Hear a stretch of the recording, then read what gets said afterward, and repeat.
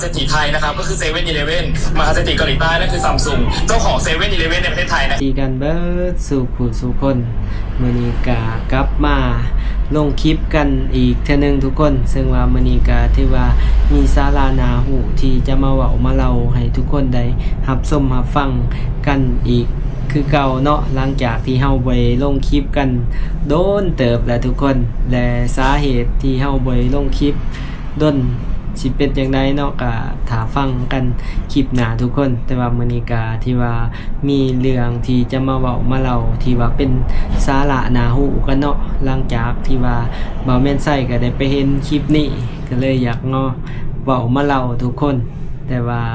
สำหรับคลิปนี้ก็สิมาอุ่นเครื่องกันก่อนเนาะทุกคนกับสาระน่าฮู้อีกอย่างหนึ่งที่เฮาได้ไปเห็นมาแล้วก็รู้สึกว่าว้าวขนาดทุกคนรู้สึกว่าโอ้แปลกใจแล้วก็รู้สึกแปลว่าแม่นบ่นะทุกคนเพราะว่าเป็นข้อมูลที่ว่าเฮากับบ่เคยรู้เนาะมาเห็นคลิปนี่ทุกคนก็เลยอยากมาเว้ามาแชร์ให้ทุกคนได้เบิ่งได้ชมนำกันได้เบิ่งได้ชมนำกันเกี่ยวกับเรื่องเศรษฐีไทยเนาะว่าจะมีความรวยแล้วก็ถ้าเทียบกับเกาหลีนี่สิแตกต่างกันปานใดเนาะหรือว่าเศรษฐีเกาหลีกับเศรษฐีไทยไผสิเศรษฐีเกาหลีกับเศรษฐีไทยผู้ใดสิมั่งคั่งกว่ากันเนาะทุกคนต้องบ่เว้าเรื่องรวยเนาะทุกคนเว้าเรื่องความมั่งคั่งเนาะมาเบิ่งกันทุกคนในคลิปนี้ของ2ที่เฮาเห็นใน2จากต่อๆนี่เนาะก็คือ2ข่าวชีวิตติดการตลาดเนาะทุกคนถ้าผู้ใดอยากติดตามก็ลองมาเบิ่ง2นี่เดี๋ยวเฮามาเบิ่งกันทุกคนเพิ่นจัดอันดับเศรษฐีแล้วก็มาเบิ่งความมั่งคั่งของเศรษฐีไทยสิซำใดเนาะจะมีความแตกต่างหรือว่ากับเศรษฐีเกาหลีผู้ใดสิมีเงินหลายกว่ากันทุกคนมาเบิ่งกันในคลิปนี้กันก่อนทุกคนมัดต่อมัด10 อันดับมหาเศรษฐีไทยเกาหลีใต้ใครรวยกว่ากันครับได้เลยครับเอ๊ะหรือนี่จะสะท้อนรวยกระจุกจนกระจายสถานะของคนไทยในปัจจุบันครับอันดับ10ของมหาเศรษฐีประเทศไทยนะครับนั่นคือพรเทพพรประภาและครอบครัวมีมูลค่าทรัพย์สินอยู่ที่ 77,000 ล้านบาทครับอันดับ10ของประเทศเกาหลีใต้นะครับนั่นคือชุงมุยซังครับมีมูลค่าทรัพย์สินรวมนะครับอยู่ที่ 150,000 ล้านบาทเกาหลีใต้ชนะครับมหาเศรษฐีอันดับ10รวยกว่าประเทศไทย 28,000 ล้านบาทอันดับ9มหาเศรษฐีไทยนะครับนั่นคือเสถียรธรรมครับมีมูลค่าทรัพย์สินนะครับอยู่ที่ 91,000 ล้านบาท9มหาเศรษฐีเกาหลีใต้นะครับนั่นก็คือลีโบจินมีมูลค่าทรัพย์สินอยู่ที่ 180,000 ล้านบาทมหาเศรษฐีเกาหลีใต้ชนะครับรวยกว่ามหาเศรษฐีไทย 17,000 ล้านบาทอันดับ8มหาเศรษฐีไทยนะครับนั่นคือประเสริฐประสาททองโอสถครับมีมูลค่าทรัพย์สินรวมนะครับที่ 119,000 ล้านบาทส่วนมหาเศรษฐีเกาหลีใต้อันดับ8นะครับนั่นคือฮงลาฮีครับมีมูลค่าทรัพย์สินรวมนะครับที่ 112,000 ล้านบาทมหาเศรษฐีไทยชนะครับรวยกว่า 7,000 ล้านบาทอันดับ7มหาเศรษฐีไทยนะครับนั่นคืออัยวัฒน์ศรีวัฒนประภาและครอบครัวครับมีมูลค่าทรัพย์สินรวมนะครับที่ 122,000 ล้านบาทส่วนอันดับ7มหาเศรษฐีเกาหลีนั่นก็คือคิมโบซูครับมีมูลค่าทรัพย์สินรวมอยู่ที่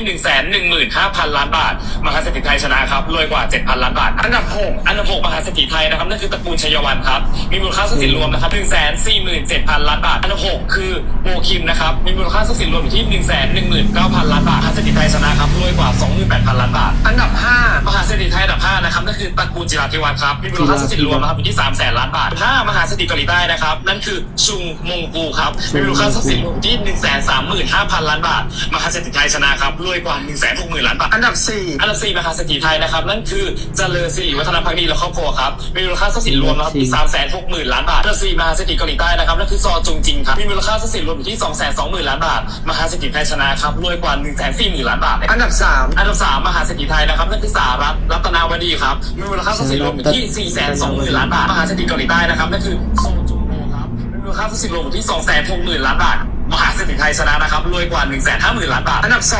2มหาเศรษฐีไทยนะครับนั่นคือตระกูลเจรวนนท์ครับมีมูลค่าทรัพย์สินรวมอยู่ที่ 1,250,000 ล้านบาทมหาเศรษฐีเกาหลีใต้นะครับนั่นคือเจวายลีครับมีมูลค่าทรัพย์สินรวมนะครับอยู่ที่ 270,000 ล้านบาทมหาเศรษฐีไทยชนะนะครับรวยกว่ามหาเศรษฐีเกาหลีใต้กว่า 900,000 ล้านบาทมหาเศรษ ษฐีไทยนะครับก็คือเซเว่นอีเลฟเว่นมหาเศรษฐีเกาหลีใต้นั่นคือซัมซุงเจ้าของเซเว่นอีเลฟเว่นในประเทศไทยนะครับรวยกว่าซัมซุงเกาหลีใต้ที่ขายทั่วโลกกว่า 900,000 ล้านบาทเลย อันดับหนึ่ง และมหาเศรษฐีอันดับหนึ่งในประเทศไทยนะครับนั่นก็คือเฉลิมอยู่วิทยาและครอบครัวครับมีมูลค่าทรัพย์สินรวมนะครับที่1,560,000 ล้านบาทมหาเศรษฐีเกาหลีใต้อันดับหนึ่งนะไมเคิลคิมนะครับมีมูลค่าทรัพย์สินรวมที่330,000 ล้านบาทมหาเศรษฐีอันดับหนึ่งของไทยชนะรวยกว่ามหาเศรษฐีอันดับหนึ่งเกาหลีใต้กว่า1,200,000 ล้านบาทจากข้อมูลเหล่านี้นะครับคุณคิดว่าทำไมประเทศไทยมหาเศรษฐีไทยถึงรวยมากกว่ามหาเศรษฐีเกาหลีใต้บนรถแสดงความคิดเห็นและพูดคุยกันได้นะครับ หมัดต่อหมัด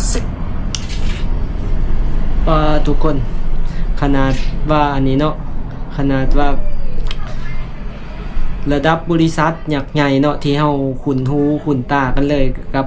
บริษัทเกาหลีบ่ว่าสิเป็นฮุนไดซัมซุงต่างๆเนาะ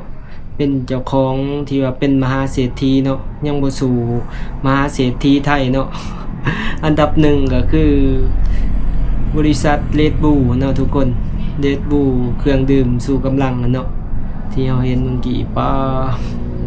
รวยความห่างระดับห่างกันระดับล้านบาทเลยเนาะทุกคนความห่าง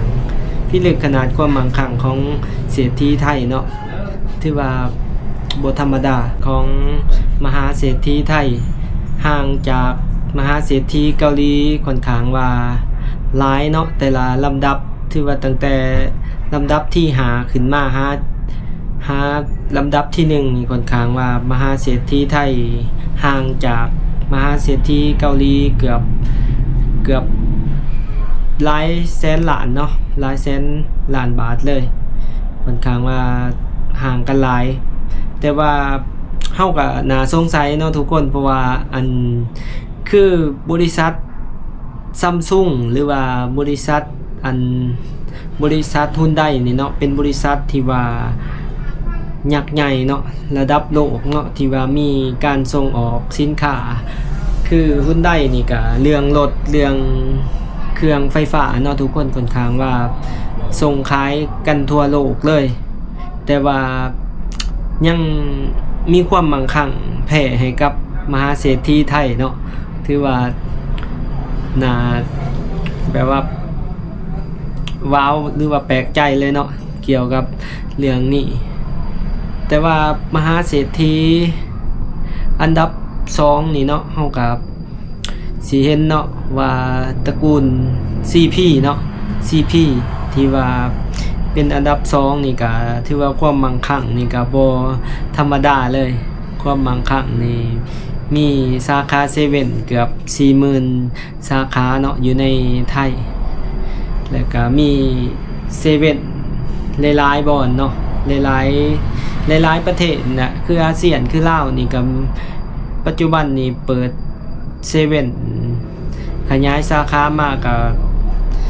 เกือบ50สาขาแล้วทุกคนสำหรับเซเว่นอยู่ลาวนี่เนาะแล้วก็มีอยู่กัมพูชาอยู่เวียดนามเกื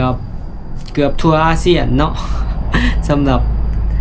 เซเว่นของ CP นี่ก็ถือว่าบ่ธรรมดาขนาดอันดับ2แล้วก็อันดับ4อันดับ5นี่เนาะกับในเครือพลังงานหรือว่าเส้นทันต่างๆนี่ก็บ่ธรรมดาเนาะทุกคนแต่ว่าเฮาฟังจากสื่อสารของเกาหลีก็บ่ว่าสิเป็นบริษัท Samsung Hyundai หรือว่าบริษัทผลิตรถเครื่องไฟฟ้าต่างๆนี่เฮาเบิ่งนี่คือสิกินขาดเศรษฐีไทยเนาะแต่ว่าหลังจากได้มาเบิ่งการจัดอันดับแล้วก็ได้ฮู้ ถึงความมั่งคั่งเนาะของคนไทยค่อนข้างว่าสูงเนาะสูงหลายถือว่าเป็นความรู้อีกความรู้นึงที่เบาแม่นไส้ได้มาเห็นแล้วก็อยากมาแชร์ให้ทุกคนได้เบิ่งได้ชมกันทุกคนแต่ว่าบ่ฮู้ว่าอันดับปีนี้เพิ่นจัดไปจังได๋เนาะแต่ว่าคลิปนี้ก็สิดนแน่เลยได้ประมาณ 3-4 เดือนแล้วเนาะที่ว่าเห็นคอนเทนต์นี้แต่มื้อนี้ก็ถือว่าได้เห็นที่ว่าเพิ่นเอามาเทียบกับเศรษฐีเกาหลีเนาะทุกคนก็เลยเอามาเว้ามาเล่าให้ทุกคนได้รับชมรับฟังกันถือว่าเป็นคลิป ถือว่าเป็นคลิปอุ่นเครื่องเนาะทุกคนหลังจากบ่าวแม่นใส่บ่ได้ลงคลิปใน2นี่ก็โดนเติบมื้อนี้ก็พยายามสิกลับมาเฮ็ดคลิปลง2นี่เนาะทุกคนหลังจากที่ว่าติดปัญหาหลายๆอย่างแหละทุกคนก็เลยห่างๆกับการลงคลิปใน2นี่และต่อไปก็สิพยายามมาลง2นี่ให้ทุกคนได้เบิ่งได้ชมกันเนาะเพราะว่าสำหรับ2นี่ก็ยุ่งยากแน่ทุกคนสำหรับการลงคลิปเว้าเล่าข่าวต่างๆเนาะมันก็ยุ่งยากเกี่ยวกับการลงนะทุกคนบางเทื่อยันก็สิท้าเว้าให้ทุกคนอธิบายให้ทุกคนได้ฟังกันคลิปหน้าเนาะสำหรับสาเหตุที่เฮาบ่ค่อยได้ลงคลิปก็ถือว่าคลิปนี้ก็เป็นความรู้อีกอย่างหนึงได้เห็นการจัดอันดับของมหาเศรษฐีเนาะทุกคนถือว่าเป็นความรู้ใหม่สำหรับบ่าวแม่นไส้เลยสำหรับตัวนี้รู้สึกว้าวรู้สึกโอ้โหเลยตัวนี้ก็สิมีอยู่ประมาณนี้ทุกคนสำหรับในคลิปนี้เนาะถ้าผู้ใดมักหรือว่าอยากติดตามกันหรือว่าอยากให้กำลังใจเนาะก็อย่าลืมกดไลค์กดแชร์กด Subscribe เพื่อเป็นกำลังใจให้กันและตอนนี้บ่าวแม่นไส้ก็ต้องขอกล่าวคำว่าขอบใจและก็ขอบคุณสบายดี